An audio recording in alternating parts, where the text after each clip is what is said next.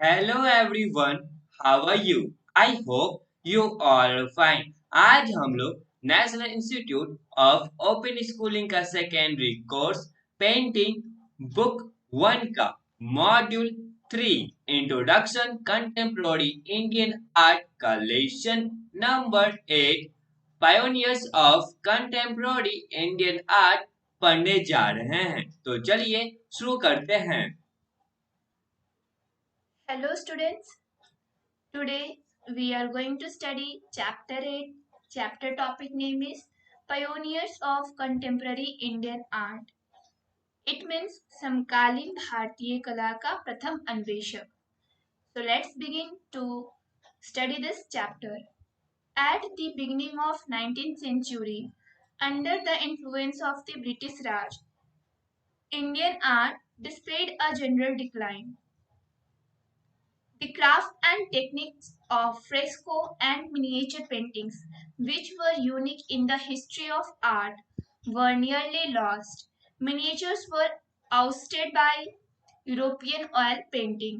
Towards the turn of the century, traditional Indian painting faded out, and it was the time for Indian artists to look at their heritage with positive approach and advance from the earlier European colonial art. 19वीं शताब्दी की शुरुआत में जब British सरकार का राज्य चला था उस समय भारतीय कला का गिरावट की शुरुआत हो गई थी। जो क्राफ्ट और टेक्निक से फ्रेस्को और मिनिएचर पेंटिंग्स का उसका उस कला का इतिहास बहुत ही अलग रहा है, यूनिक रहा है और लगभग वो उस समय होने की कगार पे हो गया था।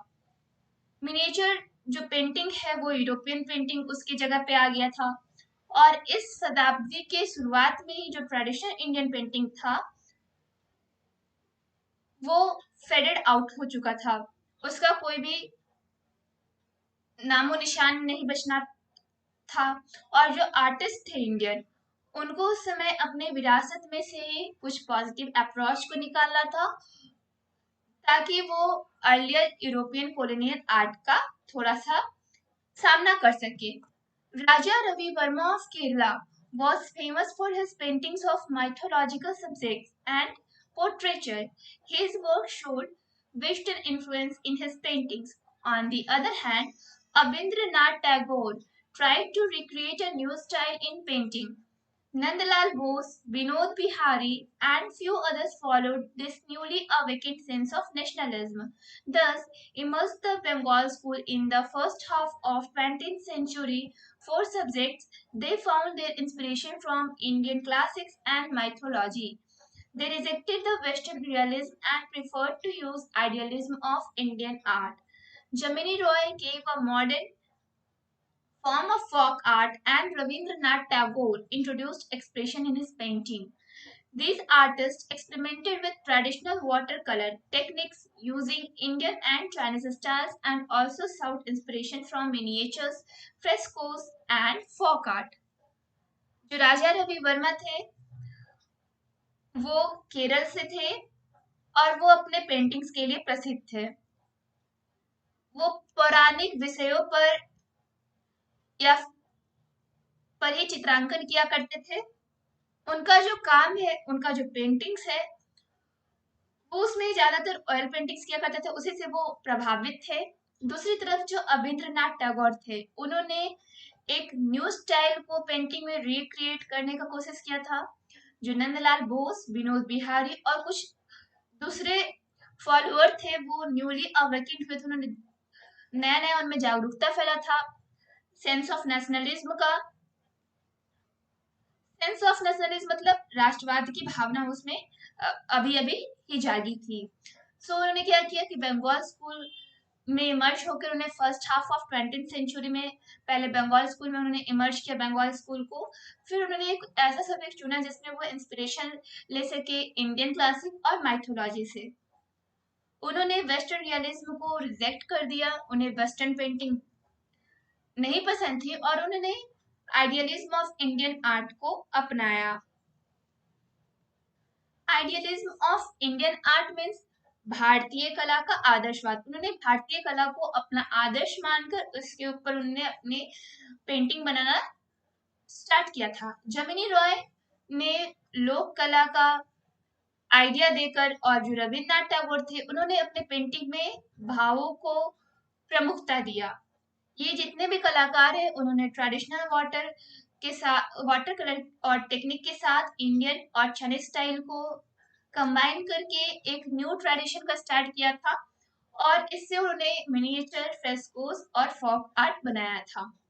Later, artists like Amrita Shergill drew on both Western and Indian traditions. Her contribution in the field of art retains her unique position as the first lady of the modern Indian art. All these artists produced remarkable works in the history of contemporary Indian art. बाद में जो अमृता शेरगिल उन्होंने क्या किया, western और Indian tradition पे सबका ध्यान आकर्षित किया। उनका अपना एक कंट्रीब्यूशन था आर्ट की फील्ड में, और उसमें उन्होंने अपना एक यूनिक पोजीशन बनाया था। वो पहली लेडी थी जो मॉडर्न इंडियन आर्ट को प्रोत्साहित कर रही थी। जितने भी ये कलाकार हैं उन्होंने कंटेम्प्रेरी इंडियन के इतिहास में एक अलग पहचान बनाई है, एक अलग तरीके से काम करके इसे सबके सामने इंट्रोड्यूस करवाया है। Here is the picture of Hamsa Damayanti, which is very beautiful. And Hamsa Damayanti was painted by Raja Ravi Verma. Our topic is Hamsa Damayanti. Title is also Hamsa Damayanti. Medium was oil on canvas. Date 1899. Artist was Raja Ravi Verma. General description about Hamsa Damayanti. Raja Ravi Verma is one of the most celebrated painters of India. His life began in a small village of Kilimanur, Kerala. Ravi Verma's vision as an artist was revolutionary in his contribution to Indian art. A popular and significant artist of his time, he was a prominent representative of Europeanized school of Indian artists. He gained reputation for his water and oil color techniques. Vast panorama of India's mythology is portrayed in series of his works that mostly project the heroines as the central figures. His paintings of Indian divinities still survive in many homes and shrines. His works are still visible in prints, calendars, posters, and other popular arts and oleographs. Ravi Verma is particularly noted for his paintings depicting episodes from the story of Dushyanta, Shakuntala, Nala Damayanti, and from the epic Mahabharata. Raja Ravi Varma एक बहुत ही ज्यादा celebrated painters थे भारत के। उनकी जीवन की शुरुआत केरल के किलिमनूर गांव से हुआ था। राजा वर्मा को जो विजन एक आर्टिस्ट को लेकर वो क्रांतिकारी रहा है। वो इंडियन आर्ट में जो भी कंट्रीब्यूशन करे है वो रिवॉल्यूशनरी से रिलेटेड है। उनका पॉपुलर और सिग्निफिकेंट आर्टिस्ट है वो उस समय के, और उन्होंने अपने पेंटिंग में यूरोपियनाइज्ड स्कूल ऑफ इंडियन आर्ट्स को प्रसिद्ध तरीके से, प्रोमिनेंट तरीके से रिप्रेजेंट किया था। उन्होंने एक अलग ही रेपुटेशन वाटर और ऑयल कलर टेक्निक्स के यूज से प्राप्त किया था। जो इंडियाज माइथोलॉजी को लेकर पोर्ट्रेट उन्होंने किया था वो बहुत ही ज्यादा कैसा था कि उसमें वो क्या करते थे कि जो हीरोइंस होती थी वो अपने पेंटिंग में सेंट्रल फिगर्स को के लिए वो रखते थे हीरोइंस को, और उनका जो पेंटिंग है वो भारतीय विभूतियों के कारण जीवित रहा, और उनका जो पेंटिंग है वो घर और धार्मिक स्थलों पर लगाया जाता है। उनका जो काम है वो अभी भी विजिबल है हम लोग के लिए। जैसे कि उनका जो काम है वो प्रिंट्स, कैलेंडर, पोस्टर्स और जो भी प्रसिद्ध आर्ट और ओलियोग्राफ्स होता है उस पे उनका चित्रांकन किया जाता है। रवि वर्मा को पार्टिकुलरली हम लोग किसलिए नोट करते हैं, उनके पेंटिंग्स के लिए जो उन्होंने दुष्यंत शकुंतला, नल दमयंती और महाभारत के एपिक से लिया था। Hamsa Damayanti is one of the most famous works of Raja Ravi Verma. It was painted in 1899 in oil and it created a sensation when first displayed at the Madras Fine Arts Exhibition. The Western technique which Ravi Verma mastered is clearly visible in this painting. The power and forceful expression of European painting fascinated him, which came across to him as strikingly contrasting to stylized Indian artwork. तो उनका एक प्रसिद्ध, सबसे ज्यादा प्रसिद्ध एक painting है राजा रवि वर्मा का, वो है हमसा दमयंती। उन्होंने इसे 1899 में पेंट किया था ऑयल कैनवस पे, और जब ये पहली बार मद्रास फाइन आर्ट एग्जीबिशन में लगा था तो ये बहुत ही बड़ा सेंसेशन क्रिएट कर दिया था। जो वेस्टर्न टेक्निक है जिसमें जो वर्मा है उन्होंने क्या किया था, क्लियरली अपने पेंटिंग्स को विजिबल तरीके से वेस्टर्न टेक्निक को यूज करके बनाया था, और इसमें उन्होंने क्या किया, जो यूरोपियन पेंटिंग्स है उनको ज्यादा आकर्षित किया, इसलिए उन्होंने अपने इंडियन आर्ट वर्क में थोड़े से यूरोपियन पेंटिंग से इन्फ्लुएंस होकर उसका उन्होंने अपने पेंटिंग्स में कॉम्बिनेशन किया था। The painting depicts Damayanti, the most beautiful of Ravi Verma's women, who was portrayed as very shapely and graceful. She is wearing a beautiful red sari, lovingly listening to messages from her lover Nala, narrated by the swan Hamsa. Hamsa talks about Nala and expresses Nala's love for her. The painting shows the silent love of her heart expressing itself in the sparkle of her eyes and the glow of her cheeks. Tender, dignified, and lovely that makes her so fascinating. इस painting में उन्होंने क्या किया है कि एक सबसे सुंदर स्त्री दमयंती का चित्रण किया है राजा रवि वर्मा ने। उन्होंने उसे बहुत ही अच्छे से पेंट किया है। वो जो दमयंती है एक लाल साड़ी पहनी हुई है और वो अपने प्रेमी के द्वारा दिए हुए मैसेज को सुन रही है, जो कि हंस के द्वारा वहां पे नरेट किया जा रहा है। हमसे नल के बारे में एक्सप्रेस कर रहा है और नल का लव जो है वो दमयंती से बता रहा है। ये जो पेंटिंग है वो एक साइलेंट लव का प्रतीक है और इसमें दमयंती के हार्ट को एक्सप्रेस किया जा रहा है, जो कि उनके आंखों की में आसानी से देखा जा सकता है।